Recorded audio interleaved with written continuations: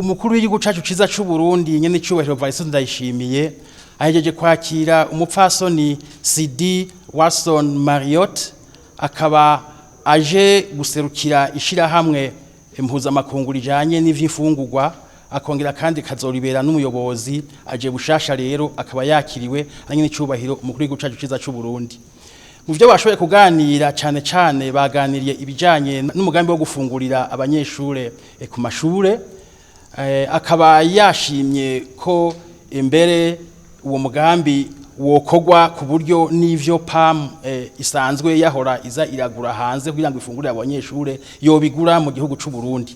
Ati kanatsinda mu Burundi ifungurwa zirakwiye mbere barafise n'umusesekara boshobora gushora no mu bindi bihugu. Ati rero ni vyiza yuko na PAM byo ibifungurwa ifungurira abanyeshure yobigura mu Burundi. Yifuje ko yaba uwo mupfasoni eka mbere y'abana nyine cyubahiro mukuru w'igihugu bose bahuriza ku ciyumviro yuko uwo mugambi wo kwaguka gusumba uko wahora.